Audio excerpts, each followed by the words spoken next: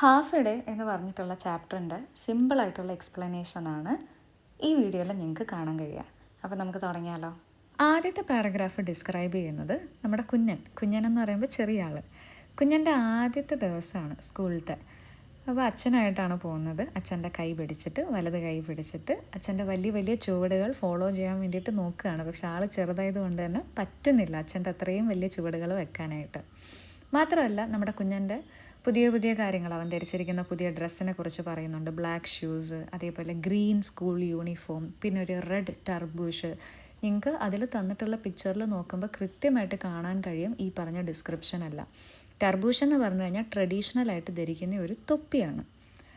അപ്പോൾ ആൾക്ക് ഈ പറയുന്ന പുതിയ ഡ്രസ്സും യൂണിഫോമും ബാഗും ഷൂസും എല്ലാം ധരിക്കുന്നതിലൊരു സന്തോഷമുണ്ട്. എന്നാൽ പോലും ഉള്ളിൽ എവിടേക്കോ ഒരു അൺഈസിനെസ് ഉണ്ട്. അൺഈസിനെസ് എന്ന് പറഞ്ഞു കഴിഞ്ഞാൽ കംഫർട്ടബിൾ അല്ലാത്ത ഒരു ഫീലിങ്, ടെൻഷനും എന്തൊക്കെയോ ഉള്ളിലുണ്ട്. കാരണം നല്ലപോലെ അറിയാം ഒരു സെലിബ്രേഷനോ ഫീസ്റ്റിനോ ആഘോഷത്തിനൊന്നും അല്ല പോകുന്നത്, പകരം സ്കൂളിലേക്കാണ് പോകുന്നത്. അതും ഫസ്റ്റ് ടൈം ആദ്യമായിട്ട് സ്കൂളിൽ ജോയിൻ ചെയ്യാൻ പോവാണ് അച്ഛൻ്റെ കൈ പിടിച്ച്. ഈ അച്ഛനും മകനും നടക്കുന്നത് നോക്കിക്കൊണ്ട് ആര് നിൽപ്പുണ്ട്? അമ്മ ജനലിനരികിൽ നിൽപ്പുണ്ട്. അപ്പം അച്ഛൻ്റെ കൈ പിടിച്ച് നടക്കവേ ആൾ തിരിഞ്ഞ് അമ്മേനെ നോക്കുന്നുണ്ട്. ആര്? ഈ കുഞ്ഞൻ. അങ്ങനെ അമ്മയെങ്കിലും വന്ന് എന്നെ ഒന്ന് ഹെൽപ്പ് ചെയ്യും എന്ന് പറയുന്നൊരു പ്രതീക്ഷയോട് കൂടിയാണ് ആൾ തിരിഞ്ഞ് അമ്മേനെ നോക്കുന്നത്. കാരണം സ്കൂളിൽ പോകാനുള്ള എല്ലാ മടിയും ആൾക്കുണ്ട്. അപ്പോൾ ഇവർ നടക്കുന്ന വഴീനെ കുറിച്ചിട്ടുള്ളൊരു വിശദീകരണം, ഒരു ഡിസ്ക്രിപ്ഷനാണ് അടുത്ത പറയുന്നത്. ഇവരൊരു തെരുവിലൂടെ നടക്കുമ്പോൾ, തെരുവെന്ന് പറയുമ്പോൾ സ്ട്രീറ്റ്, അതിൻ്റെ രണ്ട് വശങ്ങളിലും ഗാർഡനാണ്, പൂന്തോട്ടം. അത് മാത്രമല്ല വലിയ വലിയ പാടങ്ങളുണ്ട്, ലാർജ് ഫീൽഡ്സ്. അതിനകത്ത് നിറയെ ധാന്യങ്ങളും ക്രോപ്സ്. പിന്നെ ഇഷ്ടം പോലെ മരങ്ങളും, പേർ മരങ്ങളുണ്ട്, മൈലാഞ്ചി ചെടി, ഹെന്ന ട്രീസ് ഉണ്ട്, അതേപോലെ ഈന്തപ്പനകളുണ്ട്. നമ്മുടെ കുഞ്ഞൻ്റെ വിചാരം എന്താ? സ്കൂളിൽ കൊണ്ടാക്കുന്നത് വീട്ടിലെന്തോ കുർത്തക്കേട് കാണിച്ചത് കൊണ്ടാണെന്നാണ്. Like as if he had done something wrong. അപ്പോൾ അച്ഛൻ പറയാണ്, എടാ അങ്ങനൊന്നും അല്ല. അച്ഛൻ ചിരിച്ചുകൊണ്ടാണ് അത് തിരുത്തി കൊടുക്കുന്നത്. സ്കൂളെന്ന് പറയുന്ന ഒരിക്കലും ഒരു പണിഷ്മെൻ്റ് അല്ല. അത് നിങ്ങളും മനസ്സിലാക്കണം കേട്ടോ. സ്കൂളെന്ന് പറയുന്ന ഒരിക്കലും ഒരു പണിഷ്മെൻ്റ് അല്ല. സ്കൂളെന്ന് പറയുന്ന ഒരു ഫാക്ടറിയാണ്. പല കുട്ടികളെയും, എന്നുവെച്ചാൽ എല്ലാ കുട്ടികളെയും യൂസ്ഫുള്ളായിട്ടുള്ള ആൾക്കാരാക്കി മാറ്റുന്നത് ഈ പറയുന്ന സ്കൂളുകളാണ്. ആൻഡ് അച്ഛൻ ഒരു ചോദ്യം കുഞ്ഞിനോട് ചോദിക്കുന്നുണ്ട്, നിനക്കും വളർന്ന് വലുതാകണ്ടേ? അച്ഛൻ പറഞ്ഞത് ആൾക്ക് അത്ര കൺവിൻസിങ് ആയിട്ടില്ല, എന്നത് അത്ര വിശ്വസനീയമായിട്ടില്ല. ആളുടെ വിചാരം എന്താണ്? എത്രയൊക്കെ പറഞ്ഞാലും എൻ്റെ വീട്ടിൽ നിന്നല്ലേ എന്നെ ഇപ്പോൾ സ്കൂളിലോട്ട് കൊണ്ടാക്കാൻ പോകുന്നത്. സോ ഞാൻ ഒരിക്കലും കംഫർട്ടബിൾ ആയിരിക്കത്തില്ല, എനിക്ക് ഇവിടെ നിന്ന് നല്ലത് കിട്ടുമെന്ന് എനിക്ക് തോന്നുന്നില്ല. ഇതാണ് ആളുടെ ഇപ്പോഴത്തെ ഒരു വിചാരം. ആൻഡ് മാത്രമല്ല, സ്കൂൾ ബിൽഡിംഗ് കണ്ടപ്പോഴത്തേക്കും മൊത്തത്തിൽ കിളിപോയി. സ്കൂൾ ബിൽഡിംഗ് എന്താ, ഭയങ്കര വലിയ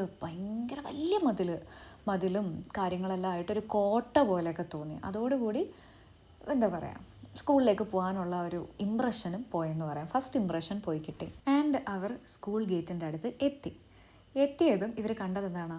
കുറേ ബോയ്സും ഗേൾസും എല്ലാം കേർട്ട്യാർഡിൽ നിൽക്കുന്നു. കേർട്ട്യാർഡ് എന്ന് പറയുമ്പോഴത്തേക്ക് ആ ഒരു മുറ്റത്ത് നിൽക്കുന്ന, സ്കൂളിൻ്റെ മുറ്റത്ത് നിൽക്കുന്നുണ്ട്.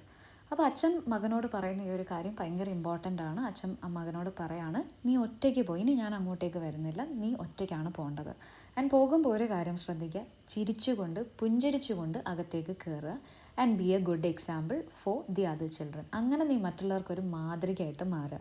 ഇത് ഈ ചാപ്റ്ററിലെ ഒരു മെയിൻ പോയിൻ്റാണ് കേട്ടോ. നമ്മുടെ മുഖത്ത് ഒരു ചിരി ഉണ്ടെങ്കിൽ അത് വരുത്തുന്ന മാറ്റം വളരെ വളരെ വലുതാണ്. ആൾക്ക് ഭയങ്കര മടി അച്ഛൻ്റെ കൈവിട്ട് പോകാനായിട്ട്.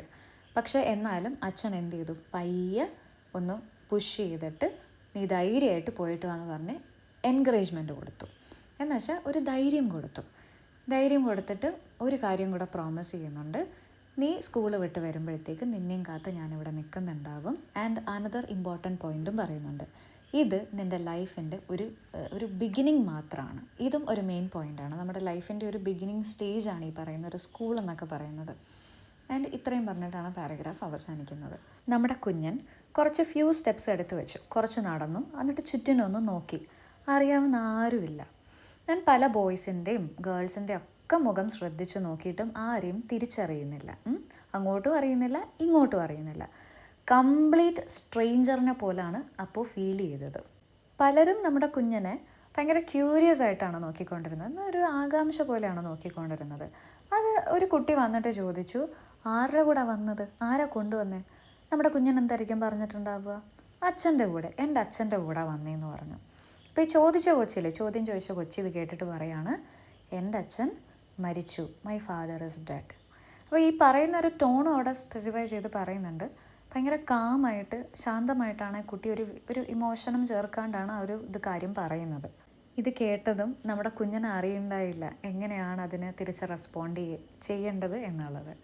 പയ്യെ സ്കൂൾ ഗേറ്റ് അടയ്ക്കുകയാണ്. എന്ന് വെച്ചാൽ എല്ലാവരും അകത്ത് കയറി കഴിഞ്ഞു. സോ ബെല്ലടിക്കാനുള്ള സമയമായതുകൊണ്ട് തന്നെ പയ്യെ സ്കൂൾ ഗേറ്റ് അടയ്ക്കുകയാണ്. അപ്പോൾ ആ സ്കൂൾ ഗേറ്റ് അടയ്ക്കുമ്പം ഗേറ്റ് അടയുമ്പോൾ ഒരു സൗണ്ട് ഉണ്ടാവില്ല. ആ സൗണ്ട് പോലും ഭയങ്കര സാഡായിരുന്നു എന്നാണ് പറയുന്നത്. ഫസ്റ്റ് ഡേ ആണ്. എല്ലാവരും വീട്ടിൽ നിന്നിട്ട് ആദ്യമായിട്ട് പുറത്ത് പോവുകയാണ്. എന്ന് വെച്ചാൽ സ്കൂളിലേക്ക് പഠിക്കാൻ വരികയാണ്. സ്വാഭാവികമായിട്ടും അതിൻ്റേതായിട്ടുള്ള കുറേ കാര്യങ്ങൾ സ്കൂളിൽ നടക്കുന്നുണ്ടാവും. ചില കുട്ടികളൊക്കെ കരയാൻ വേണ്ടി തന്നെ തുടങ്ങി. പെട്ടെന്ന് ബെല്ലടിച്ചു. ഒരു ലേഡി വന്നു, ഒരു സ്ത്രീ വന്നു. അവരുടെ പിറകെ കുറച്ച് ആണുങ്ങളും വന്നു, പുരുഷന്മാരും വന്നു. എന്നിട്ട് ഓരോ കുട്ടികളെ ഓരോ ലൈനിനനുസരിച്ചിട്ട് അവരിങ്ങനെ അറേഞ്ച് ചെയ്ത് നിർത്തുകയാണ്. ഈ ലേഡി വന്നിട്ട് കുട്ടികളുടെ അടുത്ത് പറയുകയാണ്, ഇതാണ് ഇനി മുതൽ നിങ്ങളുടെ പുതിയ വീടെന്ന് പറയുന്നത്. ഇവിടെ നിങ്ങളെ അച്ഛനെയും അമ്മേനെയും പോലെ ശുശ്രൂഷിക്കാനും കെയർ ചെയ്യാനും ലവ് ചെയ്യാനൊക്കെ ആൾക്കാരുണ്ട്. ആൻഡ് ഇവിടുത്തുള്ള എല്ലാ കാര്യങ്ങളും നിങ്ങൾക്ക് ഫണ്ണായിരിക്കും, യൂസ്ഫുള്ളായിരിക്കും, ജീവിതത്തിന് ആവശ്യമായിട്ടുള്ള എല്ലാ കാര്യങ്ങളും നിങ്ങൾക്കിവിടെ നിന്ന് കിട്ടും എന്ന് പറഞ്ഞിട്ട് കുട്ടികളുടെ അടുത്ത് പറയാണ്, കരച്ചിലൊക്കെ നിർത്ത്, ഈ ഒരു ഫേസ് നിങ്ങൾ സന്തോഷത്തോടു കൂടി നേരിടുക എന്ന് പറഞ്ഞ് ഒരു എൻകറേജ്മെൻറ്റ് കൊടുക്കുകയാണ്. സ്വാഭാവികമായിട്ടും ഈ ഒരു ലേഡി എന്ന് പറയുന്നത് അവിടുത്തെ പ്രിൻസിപ്പളോ HMO ആയിരിക്കാം. പയ്യെ പയ്യെ എല്ലാ കുട്ടികളും ആ സിറ്റുവേഷൻ അക്സെപ്റ്റ് ചെയ്യാനായിട്ട് തുടങ്ങി. ഓക്കെ, ഞങ്ങൾ സ്കൂളിലാണ്, ഇവിടെയാണ് ഞങ്ങളിനി ഞങ്ങളുടെ ലൈഫിൽ ഏറ്റവും majority of the time spend ചെയ്യാൻ പോകുന്നതെന്ന് പറഞ്ഞിട്ടുള്ളൊരു കാര്യം അവർ അക്സെപ്റ്റ് ചെയ്തു. അപ്പോൾ കുറച്ചുകൂടെ അവർ ബെറ്ററായിട്ട് ഫീൽ ചെയ്തു. തുടക്കത്തിൽ ആ കരച്ചിലും പിഴിച്ചിലും എല്ലാം മാറി. ആൻഡ് എല്ലാവരും ഫ്രണ്ട്സ് ആവാനായിട്ടൊക്കെ ഒരു കണക്ഷനൊക്കെ മേക്ക് ചെയ്യാൻ വേണ്ടി തുടങ്ങി. നമ്മുടെ കുഞ്ഞിന് കുറേ ഫ്രണ്ട്സൊക്കെ കിട്ടി, കുറച്ച് ബോയ് ഫ്രണ്ട്സും അതേപോലെ ഗേൾസിനോടൊക്കെ കാണുമ്പോഴത്തേക്ക് ഒരു കൈൻഡ് ഓഫ് അട്രാക്ഷനും കാര്യങ്ങളെല്ലാം തോന്നി തുടങ്ങി. നിങ്ങൾ ഇതിൽ നിന്ന് മനസ്സിലാക്കേണ്ടത് ഈ കൊച്ചു വളർന്നു. ഈ ഒരു ഫുൾ ചാപ്റ്റർ എന്ന് പറഞ്ഞു കഴിഞ്ഞാൽ നമ്മുടെ ഒരു ഹ്യൂമൻ ലൈഫിൻ്റെ ഒരു മൊത്തവും ഇത് പറയുന്നുണ്ട്. സ്കൂളിൽ ജോയിൻ ചെയ്യുന്നത് മുതൽ ഒരു പ്രായമാവുന്ന ഓൾഡ് ഏജ് വരെ പറയുകയാണ്. ഇപ്പം നിങ്ങൾക്കത് മനസ്സിലാവുമെന്ന് അറിയില്ല, ബട്ട് ഈ ഹോൾ സ്റ്റോറി എന്ന് പറയുന്ന ഒരു ഇതാണ്. സോ ഇപ്പോൾ ആ കുട്ടി ആ ടീനേജ് ഒരു ഭാഗത്താണ് എത്തിയിരിക്കുന്നത്. ടീനേജ് എന്ന് പറയുമ്പോഴത്തേക്ക് ഈ പറയുന്ന പോലെ ഓപ്പോസിറ്റ് ജെൻഡറിനോട് ഒരു അട്രാക്ഷനൊക്കെ തോന്നുക. സോ ഇത് ഇപ്പം ഈ പാരഗ്രാഫ് ഏത് ഫേസിലാണ് നിൽക്കുന്നത്? നമ്മുടെ കുഞ്ഞൻ വളർന്നു വലുതായിരിക്കുന്ന ഒരു ടീനേജ് ബോയ് ആയിട്ടുണ്ട് കേട്ടോ. ഡയറക്റ്റായിട്ട് പറയുന്നില്ല, നമ്മളത് മനസ്സിലാക്കി എടുക്കേണ്ടതാണ് സെൻറ്റൻസിലൂടെ. ആൻഡ് നേരത്തെ സ്കൂളിനെ പറ്റി തോന്നിയ പല കാര്യങ്ങളും അൺവാണ്ടഡും അൺനെസസറി ആയിട്ട് ഇപ്പോൾ ആൾക്ക് മനസ്സിലായി. പണ്ട് ഇവിടെ ഫസ്റ്റ് ജോയിൻ ചെയ്തപ്പം ആൾക്കുണ്ടായിരുന്ന ഫീലിംഗ് എന്തായിരുന്നു? ഞാൻ എന്തിനാണ് ഇവിടെ ജോയിൻ ചെയ്യുന്നത്, എനിക്ക് എൻ്റെ വീട്ടിലിരുന്നാൽ മതി, അതാണ് എൻ്റെ കംഫർട്ടബിൾ പ്ലേസ് എന്നുള്ളത്. പക്ഷേ ഇപ്പോൾ ആൾക്ക് മനസ്സിലായി, സ്കൂളിൽ വന്നാൽ ഇനി അങ്ങോട്ടുള്ള ലൈഫും കാര്യങ്ങളെല്ലാം സെറ്റ് ആവുള്ളൂ, എഡ്യൂക്കേഷൻ വേണമല്ലോ. നമ്മുടെ ബോയ് മനസ്സിലാക്കാനായിട്ട് തുടങ്ങി സ്കൂളെന്ന് പറയുന്നത് എത്ര ഫണ്ണാണ്, എത്ര ഇൻട്രസ്റ്റിംഗ് ആണെന്ന് പറയുന്ന ഒരു കാര്യം. അവർ ഒരുപാട് ഗെയിംസ് കളിച്ചിരുന്നു. സ്വിങ്സ്, ഊഞ്ഞാൽ, ബോൾ ഗെയിംസ്, വോൾട്ടിംഗ് ഹോഴ്സ് എന്ന് പറയുമ്പോഴത്തേക്ക് നമ്മൾ ഈ പറയുന്ന പോലെ ഒരു സ്പോർട്സ് ആക്ടിവിറ്റിയാണ്. ചാടാനും ഫൺ എക്സസൈസസ് ഒക്കെ ചെയ്യാൻ വേണ്ടിയിട്ട് ഉപയോഗിക്കുന്നതാണ്. അതേപോലെ മ്യൂസിക് ക്ലാസ്സിൽ അവരുടെ ആദ്യത്തെ പാട്ട് പാടി, ലാംഗ്വേജ് പഠിക്കാൻ തുടങ്ങി. ഗ്ലോബ് എന്ന് വെച്ചാൽ ജോഗ്രഫി, അങ്ങനെ പല പല സബ്ജക്ട്സ് നമ്മൾ പഠിക്കത്തില്ലേ.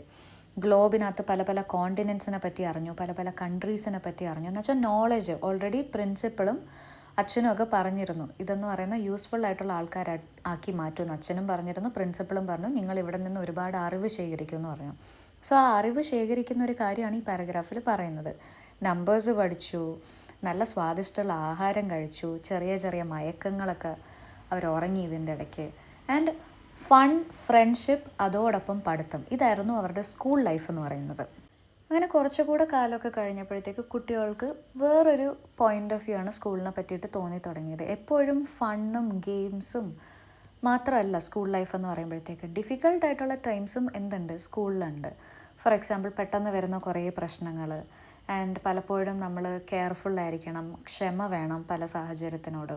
ആൻഡ് എപ്പോഴും ഇങ്ങനെ കളിച്ചുകൊണ്ട് നടക്കാനായിട്ട് പറ്റത്തില്ല. ഇതിൻ്റെ ഇടയ്ക്ക് തല്ലുണ്ടാവും, ഫൈറ്റ്സ് ഉണ്ടാവും, ഈ ജലസി പ്രോബ്ലംസ് ഉണ്ടാവും, അസൂയ കാരണമുള്ള സ്റ്റുഡൻസിൻ്റെ ഇടയിലുള്ള ക്ലാഷ് ഉണ്ടാവും. ആൻഡ് അത് വെറുപ്പിനും വിദ്വേഷത്തിനും ഒക്കെ കാരണമാകും.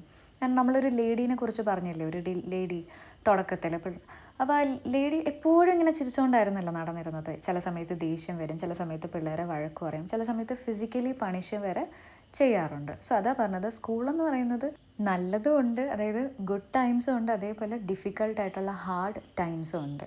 ഇത് രണ്ടും കൂടെ മിക്സ് ആയതാണ് സ്കൂളെന്ന് പറയുന്ന ഒരു റിയലൈസേഷനിൽ ഇപ്പോൾ എത്തി നിൽക്കുകയാണ്. അങ്ങനെ ഫൈനലി ബെല്ലടിക്കുകയാണ്. എന്നുവെച്ചാൽ സ്കൂൾ അവസാനിച്ചിരിക്കുന്നു. എല്ലാ കുട്ടികളും ഗേറ്റിൻ്റെ അടുത്തേക്ക് ഓടുകയാണ് ബെല്ലടിച്ചത്. നമ്മുടെ കുഞ്ഞനല്ല ഇപ്പോൾ, ഫ്രണ്ട്സിനോടെല്ലാം ബൈ ബൈ പറഞ്ഞു, അതേപോലെ ഇഷ്ടപ്പെട്ട ഗേൾസിനോടും എല്ലാം ബൈ ബൈ പറഞ്ഞിട്ട് സ്കൂളിൻ്റെ ഗേറ്റിൻ്റെ വെളിയിലോട്ട് ഇറങ്ങുകയാണ് നടന്നു. അപ്പോൾ അച്ഛനൊരു പ്രോമിസ് ചെയ്തിരുന്നു, നീ പുറത്ത് വരുമ്പോഴത്തേക്ക് ഞാനിവിടെ നിന്നെയും വെയിറ്റ് ചെയ്ത് ഇവിടെ ഇരിക്കുന്നുണ്ടാവുന്നു. So he is obviously looking for his father. അച്ഛനെ നോക്കുമ്പോഴത്തേക്ക് അച്ഛൻ അവിടെ ഒന്നും ഇല്ല. നമ്മുടെ ബോയ് കുറേ നേരം അച്ഛനെയും കാത്ത് അവിടെ നിന്നു, പക്ഷെ അച്ഛൻ വന്നില്ല. സോ എന്ത് ഡിസൈഡ് ചെയ്തു, ഓക്കെ ഞാൻ സ്വന്തമായിട്ട് നടന്ന് വീട്ടിലേക്ക് പോകാമെന്ന് കരുതി നടന്നു തുടങ്ങി. ആ സമയത്താണ് ഒരു മിഡിൽ ഏജ്ഡ്, ഒരു മധ്യവയസ്കനായിട്ടുള്ള ഒരാളെ കാണുന്നതും. അപ്പം നോക്കിയപ്പോൾ കണ്ട് ചിരിക്കുന്നുണ്ട്. അങ്ങനെ അവർ പരസ്പരം ഷേക്ക് ഹാൻഡൊക്കെ കൊടുത്തിട്ട് ആ കണ്ട വ്യക്തിയല്ലേ, ഇപ്പോൾ പുതിയതായിട്ട് കണ്ട ആൾ പറയുന്നുണ്ട്, ഒരു മിഡിൽ ഏജ്ഡ് ആയിട്ടുള്ള വ്യക്തി, എത്ര നാളെ കണ്ടിട്ട്, കുറേ നാളായല്ലോ നമ്മൾ കണ്ടിട്ട് എന്ന് പറയുകയാണ്. ആൻഡ് എങ്ങനെയുണ്ട്, സുഖമാണോ എന്നൊക്കെ അന്വേഷിക്കുകയാണ് നമ്മുടെ ബോയിനോട്. സോ ബോയ് എന്ത് ചെയ്തു, തലയാട്ടി, ഹി നോഡഡ് ഹിസ് ഹെഡ്, കുഴപ്പമില്ല. എന്നിട്ട് തിരിച്ചു തിരക്കി, എങ്ങനെയുണ്ട്, സുഖമായിട്ടിരിക്കുന്നു. അപ്പോൾ ആ മിഡിൽ ഏജ്ഡ് മാൻ പറഞ്ഞ റിപ്ലൈ ഇതാണ്, എനിക്ക് അങ്ങനെ അത്ര സുഖമില്ല, എനിക്ക് അത്ര എന്താ പറയുക, നല്ലപോലെ അല്ല ഞാൻ പോകുന്നത്, ബട്ട് സ്റ്റിൽ ദൈവത്തിന് നന്ദി എന്നുള്ള രീതിയിലാണ് അദ്ദേഹം മറുപടി പറയുന്നത്. അങ്ങനെ ഈ കാര്യങ്ങളെല്ലാം സംസാരിച്ചിട്ട് ആ മിഡിൽ ഏജ്ഡ് മാൻ ഒന്നും കൂടെ ഷേക്ക് ഹാൻഡ് കൊടുത്തിട്ട് പോവുകയാണ്.